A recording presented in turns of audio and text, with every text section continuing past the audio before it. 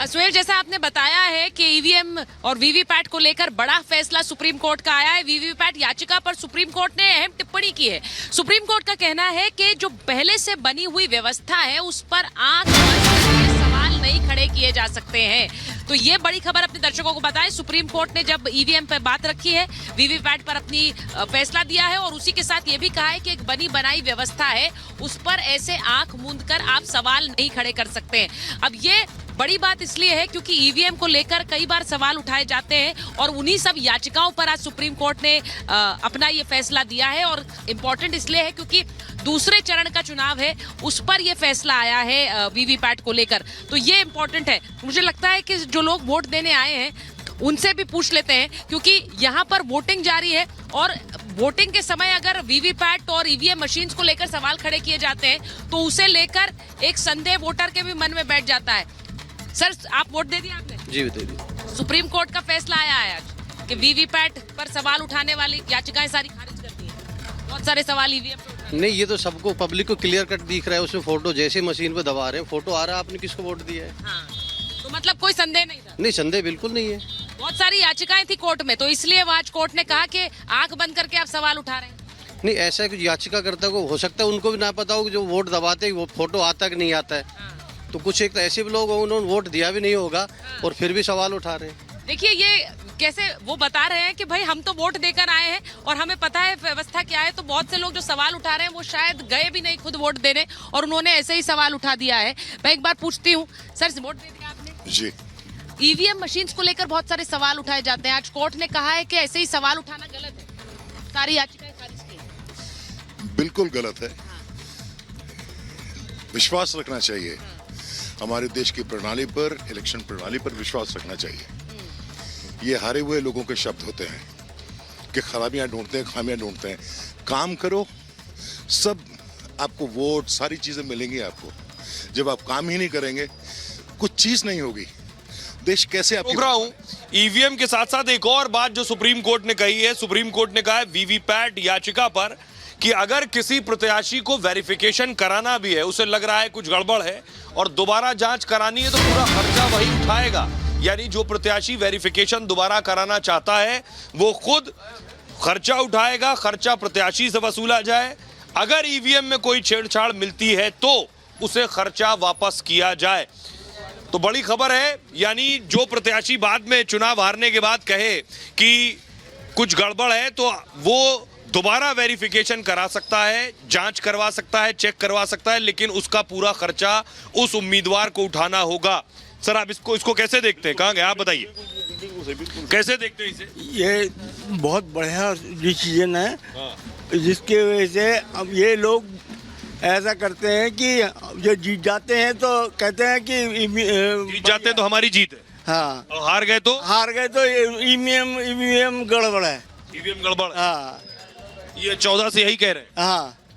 तो अब कोर्ट कह रहा है कि अगर किसी को शक है तो पैसा भी दे फिर से जांच करवाने। बिल्कुल सही कर रहे हैं। पता लग जाएगी जब वहाँ जाएंगे कोर्ट में, जब पूरा पैसा देना पड़ेगा।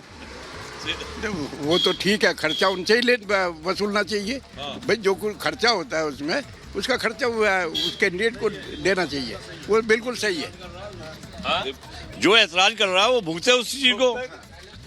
इन लोगों का भी कहना है, देखिए यहाँ जो लोग हैं उनका मत है, कह रहे हैं ईवीएम पर यकीन है और कोर्ट ने भी यही बात की है कि जो व्यवस्था पहले से चली आ रही है आप उस पर सीधे उंगली नहीं उठा सकते। अनामिका भी हमारे साथ बनी हुई है, उनके साथ भी लोग हैं। जी अनामिका। सोहेल, आप वहाँ लोगों से बात कर रहे हैं। मैंने कुछ फोटोज को यहाँ रोका हुआ है क्योंकि जिस बूथ पर भी मैं हूँ दोपहर का वक्त हो रहा है तो लोग थोड़े कम आ रहे हैं। सर, आपने वोट कर दिया है, एक हिंट दीजिएगा, क्या मुद्दे थे आपके, क्या सोच कर? क्या सोच के वोट दिया है?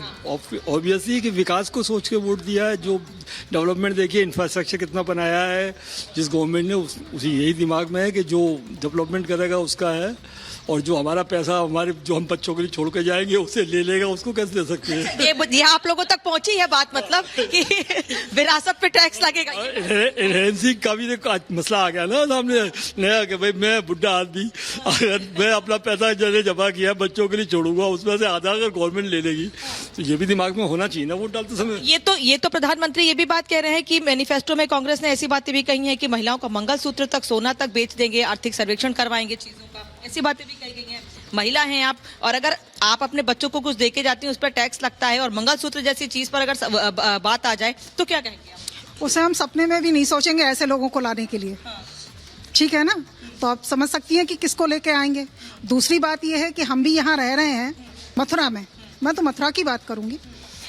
हम यहाँ पे रह रहे हैं, हमने 8-10 साल से जो यहाँ विकास देखा है वो पहले तो नहीं था। एक हिंट दीजिए मुझे, क्या विकास देखा? अरे विकास, मथुरा की कायाकल्प हो गया भाई। और इससे बड़ी बात क्या होगी? आप यहाँ का रेलवे स्टेशन जाके देखिए, यहाँ की सड़कें देखिए, इतने गड्ढे थे वहाँ पे, निकल नहीं सकते थे हम लोग।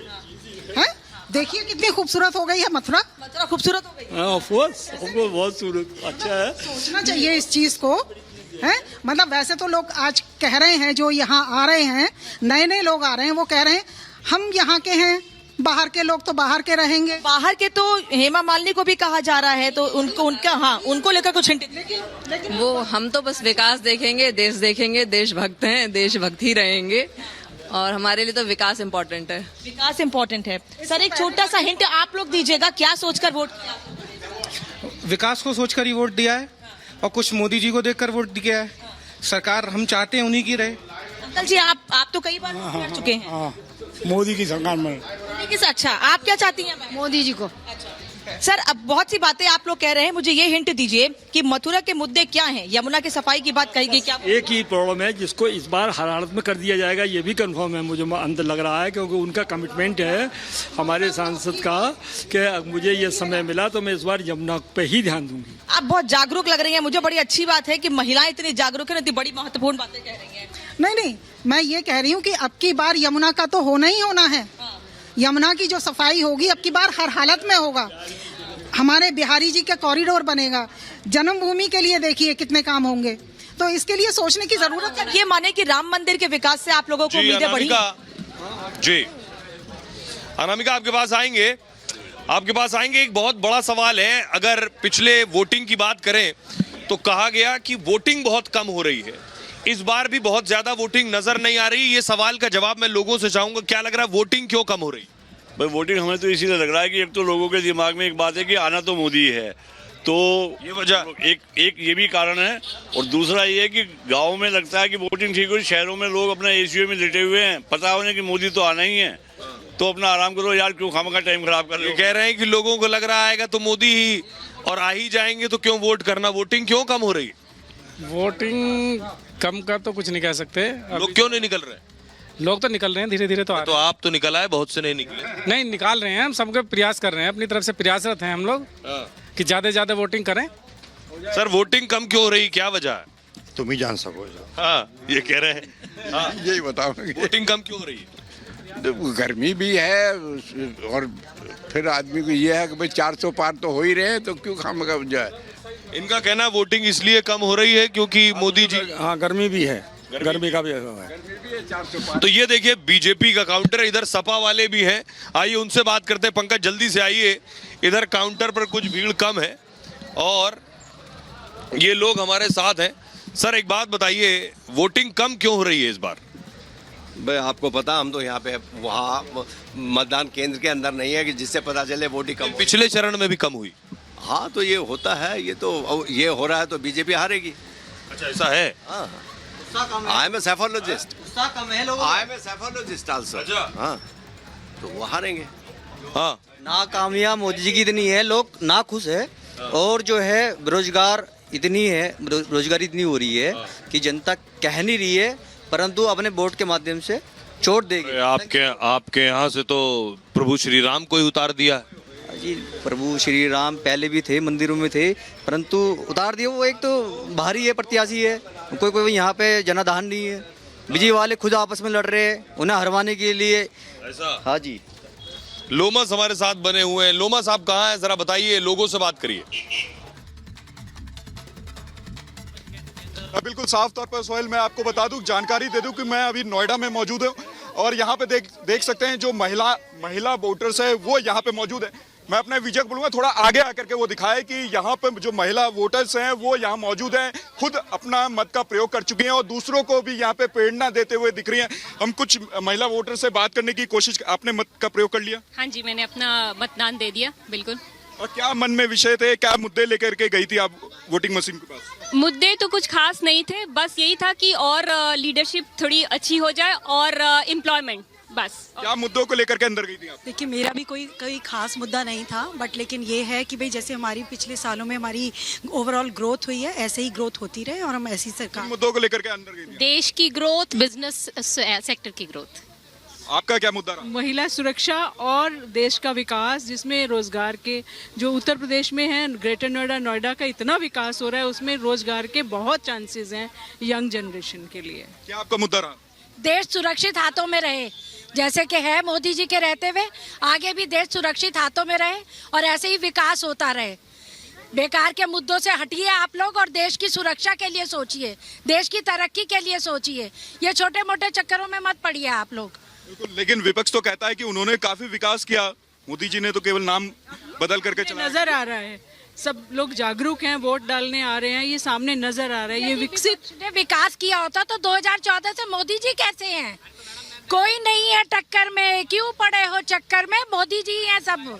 देश का इतना विकास हुआ, इतना सुरक्षा बढ़ी है, हम लोग लेडीज जो हैं रात को 12 बजे भी निकल सकते हैं आराम से। यहाँ पे और महिलाएं हैं, उनसे भी बात करने की कोशिश करेंगे। आपने अपने मत का प्रयोग कर लिया? हाँ जी, खूब अच्छे से। इन मुद्दों को लेकर के अंदर गई थी? प्रगति के लिए, विकास के लिए, अपने सम्मान के लिए, अपने देश के सम्मान के लिए। किन मुद्दों को लेकर? विकास और अपने देश का सम्मान। बिल्कुल साफ तौर पे विपक्ष जिस तरीके से कह रहा है कि वो सत्ता में आएंगे तो आपका संपत्ति पूर्ण रूप से वो हड़प लेंगे, उसको जब्त कर लेंगे और मंगलसूत्र भी वो बेच देंगे। ये ऐसी भद्दी बातें अगर हम कोई सुनेगा तो उस सरकार आने ही नहीं देंगे उनको, इसीलिए तो वो नहीं आ रहे हैं। विपक्ष नहीं आएगा। क्या हम मंगलसूत्र इसलिए पहने कि विपक्ष को दे दें? हमें पागल समझा है क्या? देश के लिए खड़े हैं हम लोग, हमारे देश के लिए जो खड़ा है हम उसके साथ हैं, हम उसके साथ।